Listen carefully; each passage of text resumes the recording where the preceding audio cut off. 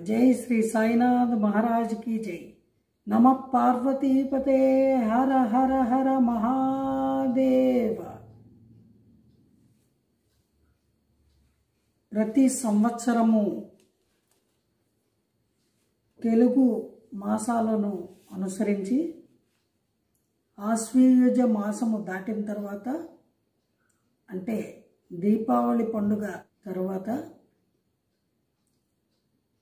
కార్తీక మాసము మొదలవుతుంది. కార్తీక మాసము 30 రోజులు కూడా మహా పర్వదినాలుగా చెప్పబడిన విశేషమైన పుణ్యకాలము. అటువంటి కార్తీక మాసంలో తెలిసి కానీ తెలియక కానీ భక్తిపూర్వకంగా కానీ అజ్ఞానము చేతైనా సరే ఈశ్వరుణ్ణి లేదా శ్రీ మహావిష్ణువుని సేవించేటువంటి భక్తులకు తప్పనిసరిగా ఆ కార్తీక దామోదరుడైనటువంటి పరమాత్ముడు కైవల్యాన్ని ప్రసాదిస్తాడు అని చెప్పేసి కార్తీక పురాణము యొక్క 30 కథలలోనూ ప్రత్యేకించి ఆ కథల ద్వారా సకల మానవాళికి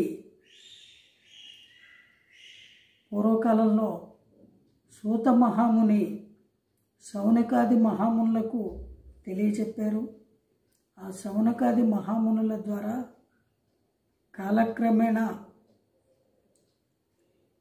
ఈనాటి వరకు కూడా మనందరము కార్తీక మాస వ్రత మహత్యాన్ని తెలుసుకొని ఆ పర్వదినాల్లో కార్తీక వ్రతాన్ని ఆచరించడము జరుగుతోంది. అయితే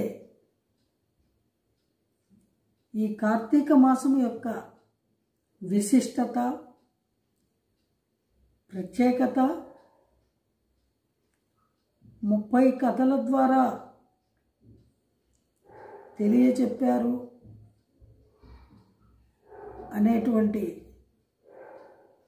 విషయము ప్రతిరోజు కూడా విష్ణు భక్తులు, శివభక్తులు లేదా పరమాత్ముని యందు విశ్వాసం ఉన్నటువంటి భక్తవరులు ఎవరైనా సరే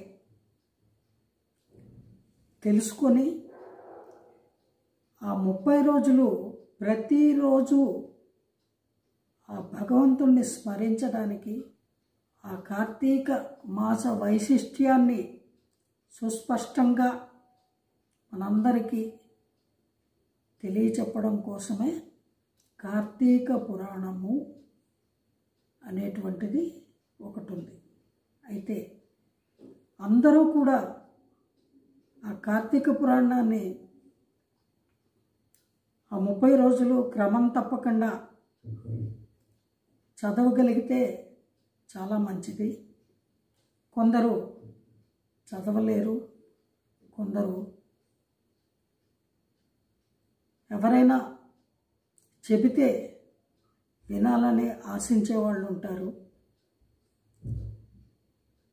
కానీ మరికొందరికి అటువంటి ఆశ కూడా తీరే అవకాశం ఉండదు. అందువల్ల ఈ కార్తీక మాసం మొత్తము కూడా ఆ 30 కథల్ని రోజుకి ఒక కథ చొప్పున నాకున్నటువంటి ఆ చిన్న అతి స్వల్పమైనటువంటి భగవత్ ప్రసాదంగా నేను భావించే ఆ జ్ఞానంతో ఆ కథల్ని అందరికీ చెప్పాలి అని సాహసిస్తున్నాను. దయచేసి పండితులు పెద్దలు నన్ను తప్పు పట్టకండి.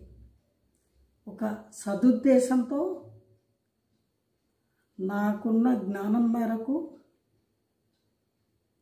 ఈ కథల్ని సరళమైన వాడుక భాషలో అందరికీ అర్థమయ్యే రీతిలో చెప్పాలని నిర్ణయించుకున్నాను. అందుకు మీరందరూ ఆమోదించి ఆశీర్వదిస్తారని, అలాగే ఆసక్తిగా విని తరిస్తారని ఆశిస్తున్నాను. నమ పార్వతీపతే హర హర మహాదేవ. జై గురుదేవ. జై శ్రీ సాయినాథ్ महाराज की जय.